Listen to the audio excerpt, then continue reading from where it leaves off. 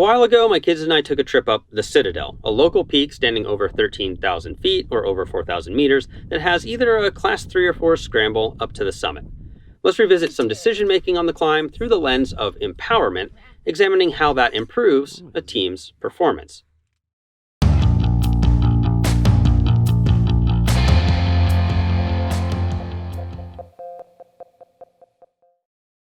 Hi there, everyone.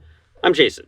With May being Mental Health Awareness Month in the United States, we at the channel like to take the month to make videos that delve into the mental aspects of our times in the outdoors. We add these videos to our Mental Health Awareness Month playlist that you can find from our channel page or by following the link in this video's description. This month, we are starting by looking at a scramble the boys and I did up a Class 3 or 4 peak. I wanted to take you inside our decision-making process to trace a thread from shared decision-making to improved team performance. A while ago, on a video in this same playlist, and with another link in the description, we talked about shared decision-making, the process of openly engaging the team in defining a problem, defining potential solutions, and choosing a solution. In that video, we faced a choice to make an open-air bivvy in marginal weather in order to continue our adventure, or to hike out in the dark. Shared decision-making leads to a team that feels empowered, capable of contributing in a meaningful way to the group's outcomes. That type of empowerment leads to better motivation, less complaining, and more focus on the associated tasks because the participants believe in what they are doing. After all, they helped decide to do those things. I'm super proud of both of you. You guys dealt with adversity really well. That's an example of shared decision-making when things have gone wrong. Well, that same sense of empowerment through shared decision-making can improve performance when we aren't in a bad situation. We know that being subjected to psychological stress without having any means of controlling the stressors leads to physical and emotional exhaustion. And we know the opposite is true, that being empowered allows people to feel more innovative and creative as they contribute to the team. For our climb of the Citadel, creating a sense of empowerment started early. It began when we all took turns leading up the trail.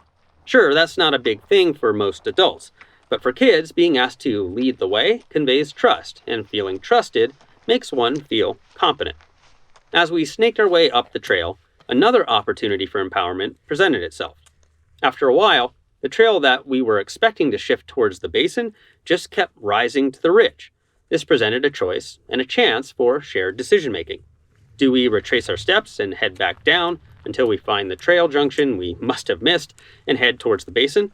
Or do we gain the ridge now and make it a ridge walk to the summit tower? The latter would put us off trail and be steeper, which means more energy expended per step, but it was more direct, so maybe less overall energy expended. I knew the area well, having climbed on these ridges before, and we had what is called a handrail in navigation terms, a natural feature that we know we should not go past, the ridge in this case. Having the discussion, the boys decided to keep on our current course and gain the ridge.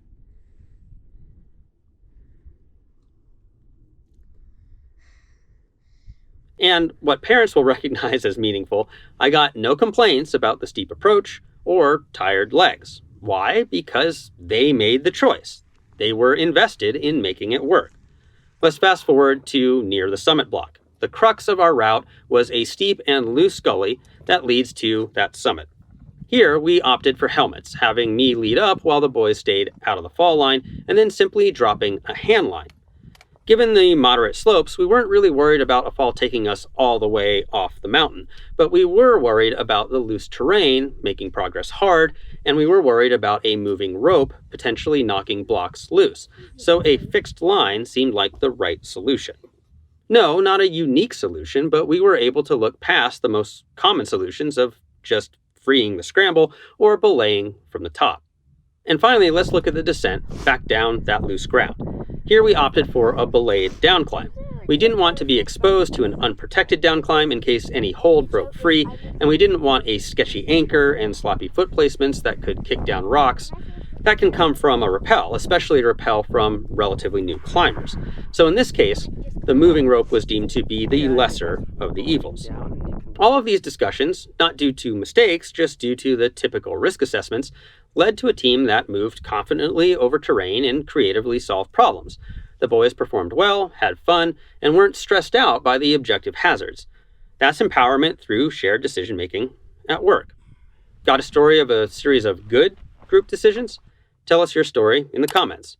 Thanks for watching this video. Please like, subscribe, and share if you want to support us. For more information, you can go to our website at www.shortguysbetaworks.com.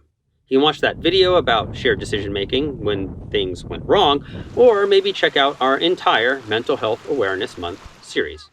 We'll see you next week and keep on getting more out of that big outside.